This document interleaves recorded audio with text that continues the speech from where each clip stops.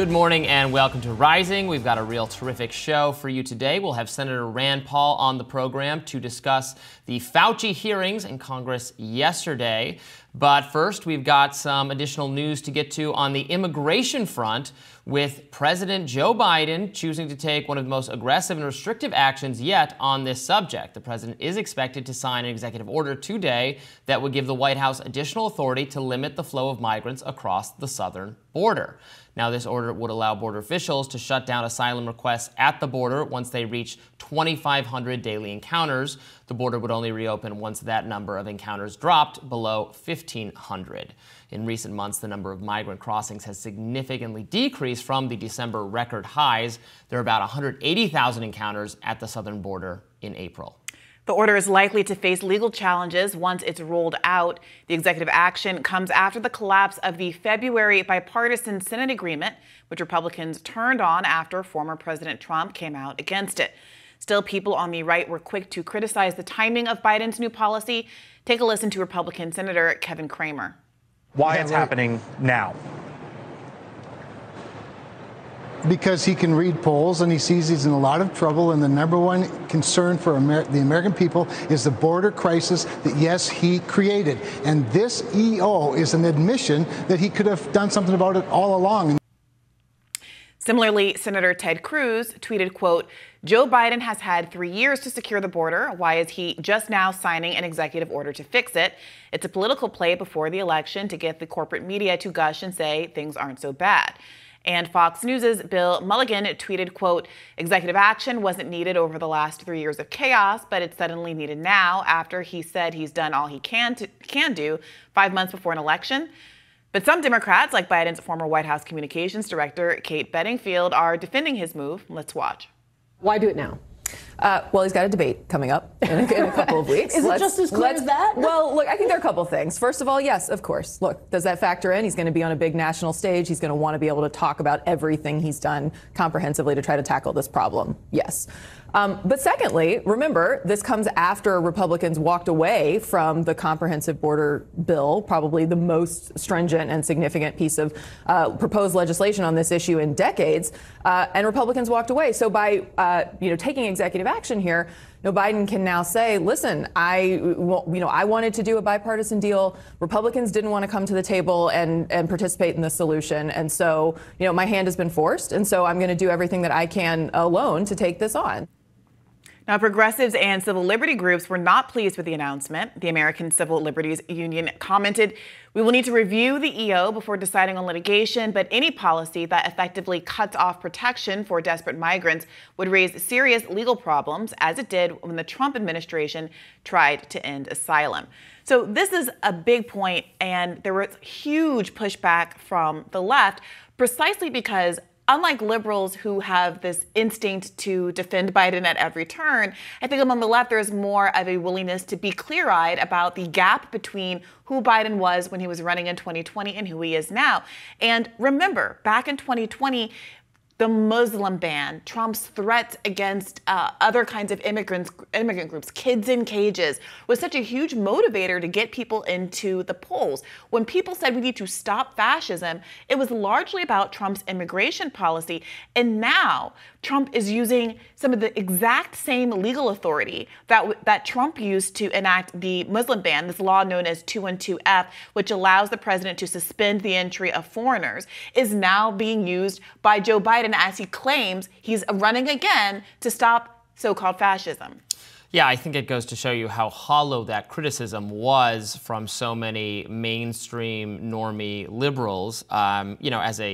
As a civil libertarian, as someone who doesn't want a lot of federal authority on any issue, who wants immigrants to be able to come to this country, I want to make legal immigration easier. I want them to participate in our life and help build up our country. I didn't like that kind of rhetoric either. But you just can't get around the fact that this issue is such a winning issue from for Trump. That has become clearer over time, that a vast majority of a super majority of Republicans and even a lot of Democrats do not like the situation at the southern border, think this level of border crossings is not good, and that the federal government ought to do something about it. Now that runs into legal challenges. It runs into, now we're, again, governing by executive order. This is really a Congress problem. Congress has to fix our immigration laws, allocate money for border security, for court processing, and if they want to change the system, the asylum system, they have to do that. We don't want government. I don't want government via executive order. But the fact remains that in all of the swing states, everywhere, this is an issue that poll after poll shows the American people trust Trump by a wide margin over Biden. So the fascist, racist, xenophobic position is the bipartisan described by that as that by the mainstream media is wildly more popular. Sure, and it's bipartisan in Congress. Remember, to the extent that this is an executive order, it's because Republicans rejected legislation on exactly this issue 6 months ago. There is something to the argument, obviously, that Biden is doing this for political reasons. Why so late in the game? Sure. But it's only this late in the game as opposed to, say, a year before the election, because Republicans, for their own political reasons, refused to adopt his very generous to conservative ideology border policy. Another reason that the timing of this is odd is because migrant crossings at the U.S.-Mexico border are down 54%. They're down 54%. I'm reporting from CBS News from about a week ago. Yeah. So, my understanding is I believe there's something seasonal about the amount, the border crossings you get. When it gets a lot hotter, you get fewer people crossing. And that has been the case throughout. Yeah. This has been a cyclical process. And I think a lot of, we see the same thing happen with these arguments around the economy. The sitting president gets accused of having made policy choices that are creating effects that are completely, oftentimes, unrelated from what the actual person in charge has actually done. And so this is all about political brinksmanship. But that being said, to implement a policy like this now, which is going to irritate so many of your base voters, while frankly, I take your point about this being a difficult issue for Biden, broadly speaking, but the people who don't trust Biden on immigration aren't going to suddenly trust Biden on immigration now because he decides to double down on Trump's policies from 2016. The only thing that's going to be achieved now is those voters that believed him when he said that we believed in asylum rights, who thought it was a good thing that we adopted these refugee conventions into our own domestic policy after World War II and the Holocaust. As we're having these national conversations about the rise of anti-Semitism, to take a big step back from the policies that were supposed to prevent us from doing what we did back after World War II and shutting down immigration to Jewish immigrants who are fleeing a literal genocide. That is not exactly going to engender yourself with the few people who still felt compelled to, yes, vote for you, Joe Biden, to stop fascism at the door in the form of Donald Trump. Yeah, that comms person, Kate Bedingfield, who was part of the administration, I remember her well because she was the one who said on TV that if Facebook and the other social media companies didn't do more to discourage vaccine hesitancy, then they would regulate them out of existence. She was the one that said it explicitly and gave rise to the lawsuit against the administration.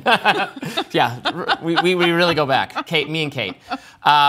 She admits there that, the main reason he's doing this is he's got a debate upcoming, and he knows this is an issue that he is going to get killed on. He can read the polls.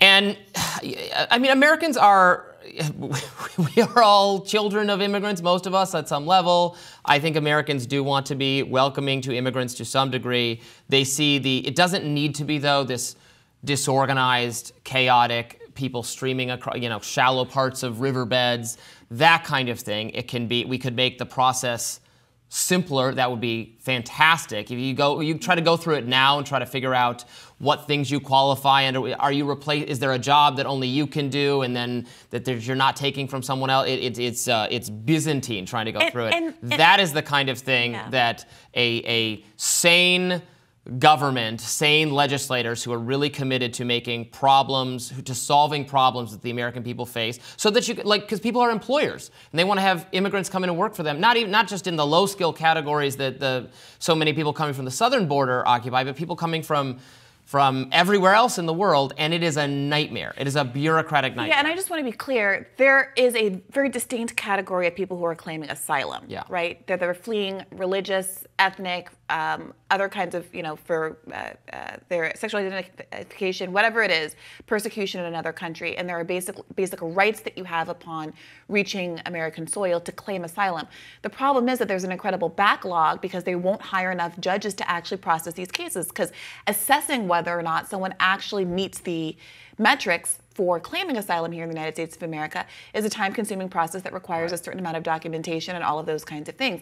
And so the critique is, well, you have all these people who just claim asylum and they get to hang out here for years. Fine, if you don't want that to be the case, you don't say the asylum process should be thrown out the window, something that is really bedrock and foundational to who we are as Americans, to your point about how many people arrived here fleeing prosecution in the first place, but you simply hire enough people to manage the cases in a speedy fashion. Well, yeah, I'm not against doing that, but also we could simplify some of the other methods. You have more people trying to use the asylum method because it's comparatively easy compared to some. I mean, you end up, staying in the country and waiting for that to be processed. There's so many people doing it. The other methods are more complicated. It's harder to qualify for. So you have so many people specifically going the asylum route. If we were able to tighten up some of the other things or loosen them up, I guess would be the right terminology. Vet people properly, but make it. You would have the asylum system would be less flooded. Could be reserved for more unambiguous cases of political persecution if you made some of the other methods easier. Yeah. All right, well, stick around. As Robby mentioned, there's a really terrific show coming up, including my latest radar. Yes. Stick around.